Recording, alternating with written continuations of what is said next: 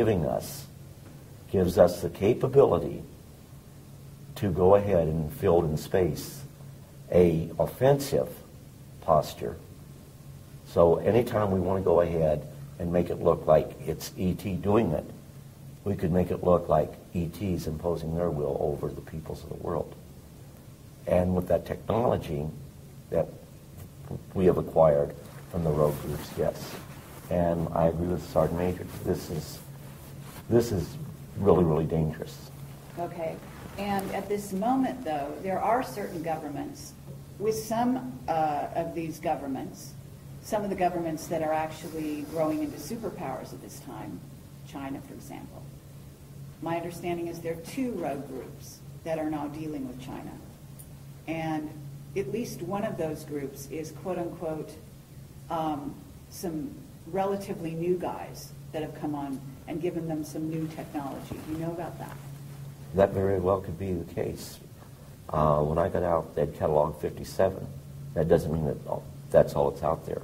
Edgar Mitchell believes that there may be literally hundreds of thousands of civilizations out there. Okay. And what we have right now is the fact that on this planet, which Sergeant Major made a very good point, that there are some that are hostile and look really down on us. When I state that, we have rogue nations. And some of those rogue nations are very much a threat to the tranquility of the world. And if they achieve the technology we don't want them to achieve, then they could very well be the very forces, unknowingly, to start the total annihilation of the earth. There are governments out there that are also being contacted. Just as individuals are being contacted, governments are being contacted, are they not? Yes. Okay. And so this kind of dynamic is, we don't just have a political situation that could become unstable with, say, Iran or North Korea or China or Pakistan, but the idea here being that they may be making agreements with some off-world visitors that the ones we made agreements with, the U.S. that is, don't get along with. And there's also issues within the U.S. itself, within the U.S. military. The Army has got one group that they're talking to. The Air Force is talking to another group. And the Navy is talking to another group. Isn't that right? Yeah, but you only have a small nucleus of people who control all of the information. And it may not be military personnel that is doing this. And it may not be your elected officials. Sure. And that's a scary situation. Okay, and that's also true. We've got a military right now in the U.S. that's very discontent. And Bob, you can speak to this as well. You've got a son who's been working for these people. He must hear all kinds of things. And they're being told to do certain things that they know is not in the best interest necessarily of the United States, for example. Is that right? Let me tell you something. It's not easy to say that there are the good guys and there are the bad guys, and we're in the middle. That's true to a certain extent, and it's been true for the last 10,000 years, but it isn't particularly true today, because a third party has entered the game. An advanced culture, God knows who they are and what they are, but they're higher in the what they call it, the hierarchy. These guys at the top of the hierarchy are primarily spiritual in nature, and they have intervened. And they have said, listen, we've had enough of this bullshit where you've warred among yourselves, you've had these clan disagreements and blah, blah, blah, blah. This family and that culture and that group, that's going to cease. Because the human race has been in the damn middle for so long now that they've reached a critical point in their evolution and their development. And we're going to have to see that the human race survives and makes this awkward, painful transition into a new race, into a new species. And this higher element, this higher spiritual element in the hierarchy has intervened, and they have literally said, Carrie, knock off the bullshit. We're not going to have any more of this. There's not going to be any more planetary wars. We've had enough of that. We've lost too many millions of people over the years. We're going to control this carefully. We're going to give them an encouragement, we're going to give them an opportunity, and we're going to assist them to make this awkward transition into a new race. Now, the only reason I'm hopeful now, and I used to go through this, I was very depressed and very cynical, because I'd seen so damn much of the knockdown, drag-out brawls, not only among our own people, but among some of these guys. And then I found out that there is this third party now that's involved, that couldn't care less about the clan disputes and the family disagreements and all that. All they care is to see that the human species makes this awkward transition into a new race and can reach out and take our rightful place in space and go to the stars where we belong, for God's sake. But that's their intention. That's what you've been told they want to do, because you were taken off-world by them. Yes, I was, and they've given me encouragement. Okay. And they've showed me the future, Carrie, and the future is glorious. We are going to make it, and we're going to look back at this awkward period, this blackness that we've been through for the last century or two, and we're going to look back like students of history and say, my God, look what they went through. Look what they did to each other. We're going to look back from the future into this particular time and place, and we're going to say, how in the world did they pull that off? Here they are, killing hundreds of millions of people in these wars, butchering each other. This has got to cease. We can't let that race off the planet until they evolve and grow and mature where they can be safe. Okay, but Bob, that rationale, when you've got these races, off-planet races, who have been warring with each other for eons. So maybe there's a new guy on the block. Let me tell you maybe something. That new guy is orchestrating things here. But actually, I'm going to sit over here and I'm going to be suspicious of even Well, that new guy. it's all right to be suspicious, and I know where you're coming from. Childhood's End? I was talking to Joe Farrell not too long ago at another conference, and Joe Farrell has written The Cosmic War. And The Cosmic War is a true story of a war between interplanetary intelligences. And they literally damn near destroyed each other. They destroyed a planet beyond Mars, for God's sake, in our own solar system. But that crap has got to cease, and I have had the opportunity to meet guys from the higher level who said, we're not going to allow that to happen anymore. We're going to give you a chance to make it. And the only reason I'm hopeful, and I told you this privately earlier, is that I have seen the future, and there is a future for the human race, and it's beautiful. Okay, and I appreciate that, okay, and I would agree with you. And I think a lot of people listening to this, who will listen, will agree with you. That's why we're all here. That's what we're working for. But the work is still to be done. And what I want to do is keep eyes on the ground right now. And I want to talk about the idea of what's right before people, because this is 2012. We're going into 2013, and some of these years are very crucial years. Okay, as you say, these are going to kind of be the years in which the transition happens.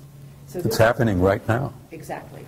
So what I want to talk about here is, first of all, yes, you have a lot of bad kids in the class, okay, and those involve the Illuminati, some of whom are basically being run by certainly groups of reptilians, certainly a group of Anunnaki that may not have our best interest in mind. They'd like to clear the planet. They've got big plans, and they've been working on those plans for a very long time. And both of you must have been face to face with that agenda. Their agendas exist because they exist. And they've had some of their own personal agendas for eons of time. But their plans for our future don't mean diddly squat, because there are these higher developed cultures out there that have now intervened, and they're going to see that the human race is going to be allowed to make it. Okay, and you've said that, and I agree. But the thing is, the idea here is not that somebody come in, organize the schoolyard for us, and then they go off on their own business, and then we're left to deal with it. The idea is that we learn to walk on our own. We organize the schoolyard ourselves. Okay. So there's a great importance for the human race to take sovereignty to take their rightful place as members of the galactic community. Once they and to understand recognize who we are. what they understand who they Recognize are, the gifts yes. that we have. Okay? The human race is precious. The human species is so unique that they told me when I was with them for 6 weeks, I was asking them question after question after question. I found that they were as interested in me as I was interested in them. And I asked them why. And they says, you human beings don't grasp who you really are. You have a unique genome that is unique in the galaxy. You're made up of the patterns and the parts and pieces and genes and whatever of at least 12 different races in the universe. And as a result of that, we think of you as unique. As a result of that, we look upon your little planet as probably one of the ripest and richest zoological gardens in this quadrant of the galaxy. And that's the first time I realized the galaxy had been divided into 4 parts. I didn't even realize there was a quadrant. And they said, oh yes, you're the most unique and precious zoological garden in this quadrant of the galaxy. Absolutely. We venerate the planet, we venerate the flora and fauna on it, and we're going to see that it survives.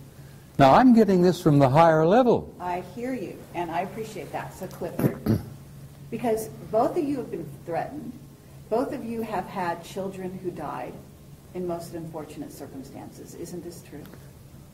And I don't mean to bring up something that is hurtful, but the bottom line here is that you're both whistleblowers. You both came forward. You both put your lives on the line. You've both been threatened in a myriad of ways, okay? And people out there, people need to realize that this is the case. You're not just out there pontificating, you know, talking off the top of your head.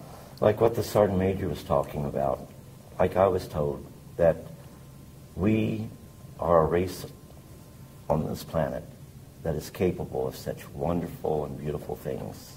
Infinite possibilities. Absolutely. But yet we have the capability of doing such horrible things to one another. And I think that Sergeant Major was saying the same as I when, you know, yeah, we have to spiritually grow. We don't spiritually grow, we're going to fall victim to our technology. They don't want that to happen. Okay. And initially, the initial contact was to ensure it didn't happen accidentally, because they wanted us to know, you know, the other side's not launching against you. We're here. And you will, from time to time, pick us up on your radar. We will, from time to time, appear to be missiles coming in a threatening way. So you must make sure, before you launch your death and destruction, that you really are under attack. But you must not let this happen. And as we grew, actually, to an understanding, MAD was something that they held over our heads, and MAD was mutual assured destruction. You go ahead and put a surprise attack on the U.S., we'll live long enough to kill you. You destroy us, we'll destroy you. Yeah. Absolutely, but we're still dealing with that. In fact, we're dealing with something with Iran right now, and Israel, in which we're coming to another one of those situations. And I have a whistleblower right now that I interviewed last night who said that there was a Bay of Pigs situation going on with regard to Iran and Venezuela, with missiles that were supposedly, you know, put into Venezuela by the Iranians, et cetera, et cetera. And they actually said that there were some ETs from off-world that intervened. Now, my understanding is, and people don't realize this, but I also have a whistleblower who used to set up a camera on his deck in LA, and he had it on all the time at night, and he would film the fight, the war going on between us and them. And this was not the Russians, the Chinese, it was off-worlders. I know, Ed, And honey. the guy was killed. I know, Ed. And those weren't wars. Those were operations. Those were exercises. But they weren't wars. Well, If there were wars out there, if there were cosmic wars going on around